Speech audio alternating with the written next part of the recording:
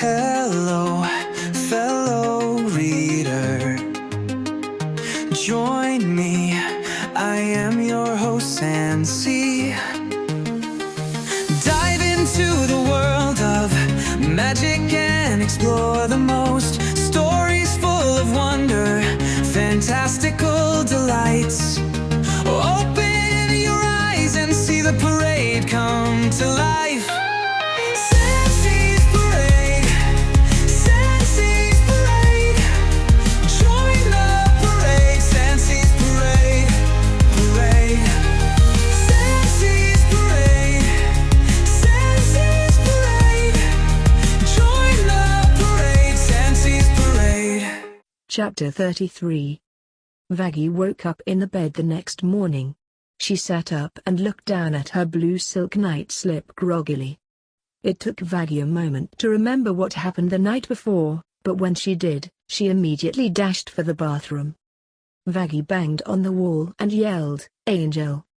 Are you there? Angel?" There was only silence as her answer. In desperation, Vaggie ran out of the bathroom, across her room, and tried the door. To her surprise, it was unlocked. It opened immediately. Vaggie opened the door with a surprised expression on her face and dashed over to the room next door. To her surprise, that door was unlocked, too. Vaggie opened the door and dashed in only to discover that the room was empty. Angel wasn't there.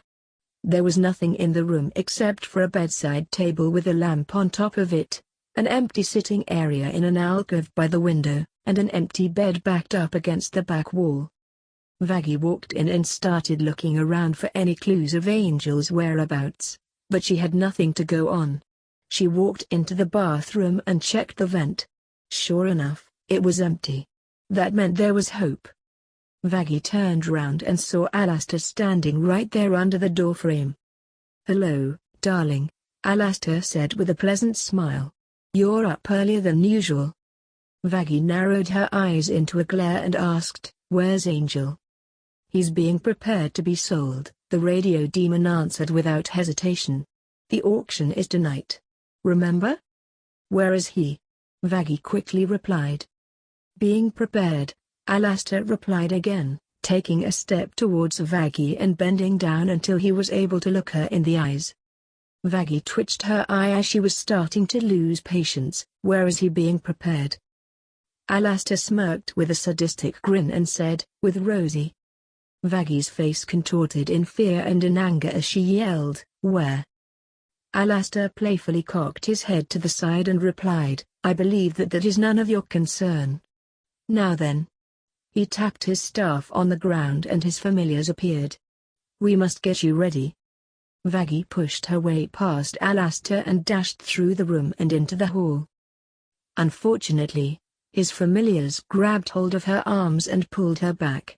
Vaggie struggled to break free from Alastor's shadows, but once again, her efforts were fruitless. "Let me go!" Vaggie screamed in between curses in Spanish. Alastor walked up to Vaggie with his dominant and condescending smirk and said, "No, my dear. You are going to be dressed by my familiars and are expected to be well behaved today. Now, let's get you into your bathroom so we can get you cleaned up." Vaggie snarled like a wild animal and tried to lunge at Alastor, but the familiars pulled her back into her room with ease. Before she knew it, Vaggie was shoved into the bathroom and the door was locked behind her. Realizing there was nothing she could do, Vaggie turned away to use the toilet, take a shower, and take care of all her other needs until the familiars finally let her out. Once Vaggie emerged from the bathroom in her blue bathrobe and clean pair of underwear she found hanging on the doorknob, the familiars sat Vaggie down in the studio chair summoned in front of her vanity mirror and instantly got to work. One familiar took care of drying her long hair and began to style the long threads of hair. A couple of other familiars began to give Vaggie a manicure and pedicure, filing and painting the nails. Yet another moved to the wardrobe and began sorting through dresses that Vaggie could wear before selecting one that was awfully familiar to Vaggie. It was that damn dress he made her wear when he sang his disgusting reprise of Charlie's song. Vaggie instantly recognized the dress from its reflection in the mirror she was looking into, twisted her face into a scowl, and said, "No, not that one." The familiars looked disappointed until Alastor appeared behind them and replied, "Yes, that one." Vaggie glared angrily at Alastor as she remembered how he had pushed her around when he spoke to Charlie for the first time and how he had even slapped her butt when he was singing ... Oh, God. Just then, Vaggie came to a horrible realization. "Oh, God," Vaggie said, feeling the bile rise in her throat. "All the times you messed with me were your way of flirting?" Alastor smiled happily as he leaned against the wall next to the vanity and said, "So sharp. That is what I love about you. Finding the dots that connect." "Of course, I was in denial of my feelings back then."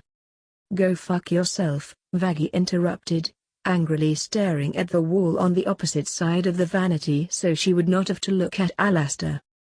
Unfortunately, Alastor teleported into Vaggie's line of vision and said, "So bold, my darling. That is another trait I love." "If your familiars weren't restraining me," Vaggie snarled. Alastor chuckled and said, "Vaggie, my love, I only wanted to see how you were doing."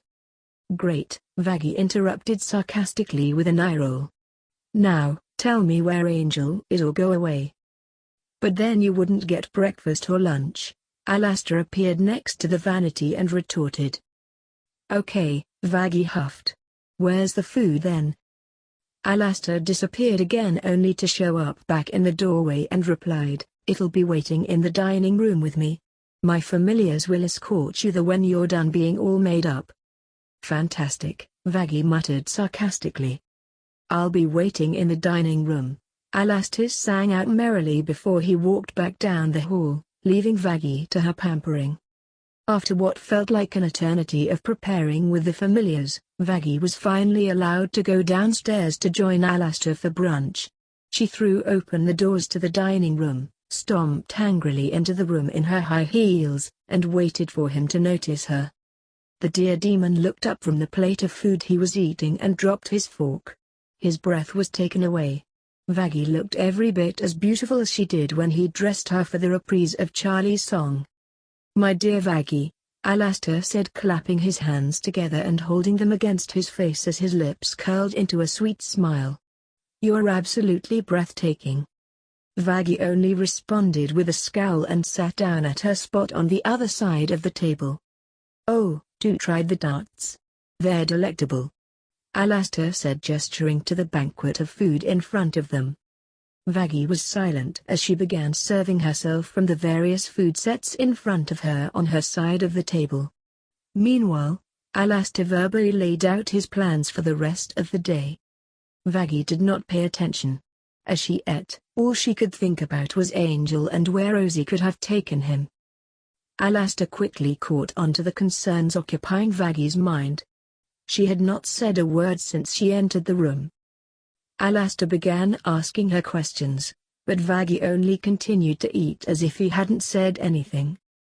Alastor finally sighed in defeat and rang a bell that was sitting next to his plate. Rosie immediately appeared in the room wearing a work dress with an apron over it. Vaggie quickly perked up when she saw Rosie walk to the table. From the look of the Overlord, she looked like she was busy, terribly busy with Angel. "Yes, Alastor?" Rosie asked, stopping hallway between Vaggie and Alastor. "Is there something you need?"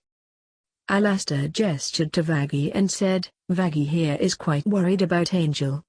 Could you tell us how he's doing?"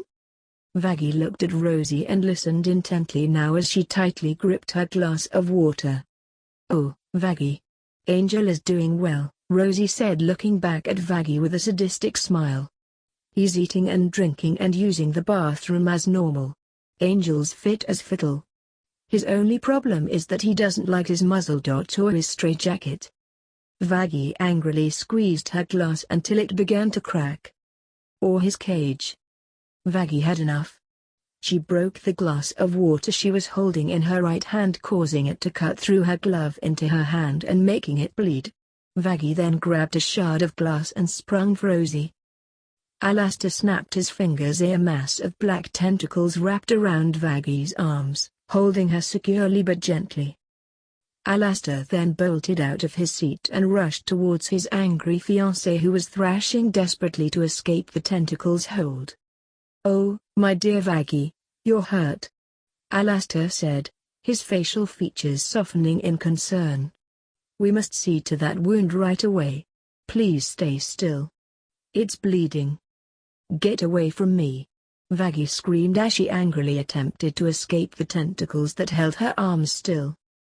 Alastor summoned a container of an unknown substance and pulled Vaggie's glove off. Rosie rushed over behind him with hand sanitizer for his hands. After cleaning his hands, Alastor picked up the container, twisted it open, and said, "It is all right, my love. Your hand will be better in no time." Vaggie snarled and tried to yank her hand away, but the tentacle only moved her hand in front of her where Alastor could reach it.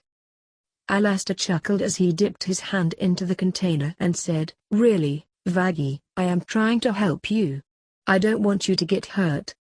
Vaggie glared at Alastor and said, "Unlike Angel. The little blue nose is getting what he deserves," Alastor said while rubbing the container's contents on Vaggie's hand. Vaggie growled at Alastor angrily as he finished his work. Alastor smiled happily as soon as he saw the cut on Vaggie's hand instantly heal and disappear without even leaving a scar. "There we go," Alastor said, pulling a clean white glove over Vaggie's healed hand. "All better. Now, if we're done eating, let's take care of those last-minute preparations for the auction." "Do you need me for anything else, Alastor?" Rosie asked. "That will be all for now, Rosie," Alastor replied. "You can go back to assisting Angel. Don't work too hard. I wouldn't want you to run out of time to prepare yourself for the night." "You know you don't need to worry for me, dear," Rosie replied merrily as she teleported away. Alastor allowed Vaggie to pull her hand out of the tentacle's grip. She glared angrily in Alastor's direction as he took her arm and walked her out of the dining room.